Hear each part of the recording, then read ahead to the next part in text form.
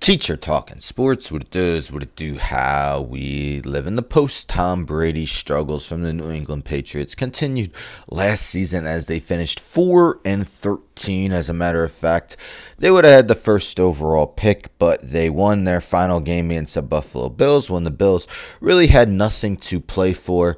But meanwhile, of course, Gerard Mayo lasted just one season as the team's head coach. He was the post-Bill Belichick plan that lasted all of 1 year, and the team brought in a familiar face in Mike Vrabel, longtime player and former Tennessee Titans head coach. Well, at least according to the Sportsbooks, they believe that the 4-13 Patriots, that was their record last year, will show immense improvement in the 2025 season. This is via Mike Florio of Pro Football Talk. Patriots are favorites in 11 of their 17 2025 regular season games. Now, of course, spreads will change as the season goes along. It doesn't necessarily mean that they think they're going to finish 11-6, but that's still pretty impressive.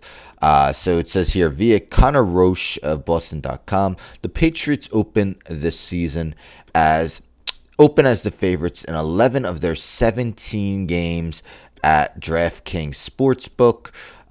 Patriots are favored against the Raiders, Steelers, Panthers, at Saints, at Titans, Browns, Falcons, Jets, Giants, at Jets, and versus Dolphins. I mean, it's really hard to argue any of those.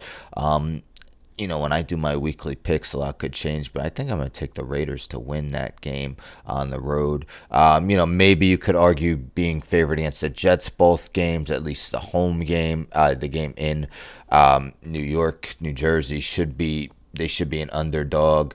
But yeah, 11 games where they are the favorite, at least according to DraftKings Sportsbook. And of course, this is not the same 4-13 team we saw last season. We take a look at some of their off-season moves. They did get a number one receiver, something they've been lacking and something they need as Drake May enters his second season as the starting quarterback. Problem is Stephon Diggs, wrong side of 30, off a major injury, torn ACL this past season in his 1 year with the Houston Texans. Has to stay healthy, but he's clearly their number one as long as he's on the field. Harold Landry III gives them a very solid pass rusher, not quite elite, but for a team who, as it mentions, ranked last in the NFL with 28 sacks, a player like him was needed. Robert Spillane may have been a tad overpaid, but he is a tackling machine at the linebacker position. Carlton Davis III gives them a solid 1-2 at cornerback.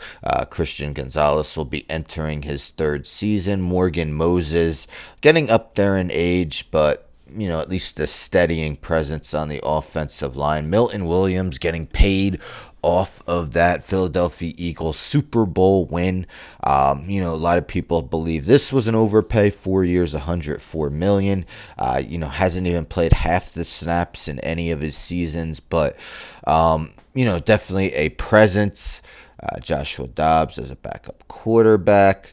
Matt Collins, good special teams guy, can be their number maybe 4 wide receiver. Austin Hooper, Kayvon Chason. But yeah, Garrett Bradbury could be their starting center after being released by the Vikings. We take a look at their draft. Will Campbell, seen by many as the best offensive lineman in the draft, despite a arm length that isn't ideal, but excellent career at LSU. TreVeyon Henderson could be their number one running back, or at least in a timeshare with Ramondre Stevenson. Stevenson did have his fumbling issues last year. They also have Antonio Gibson.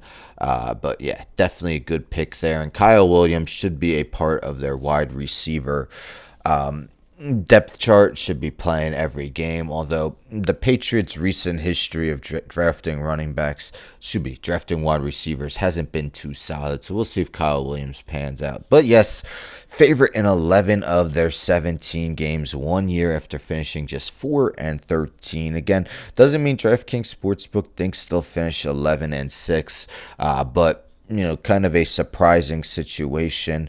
What are your thoughts? Do you expect the Patriots to be a much improved team? Do you think they could be a playoff contending team?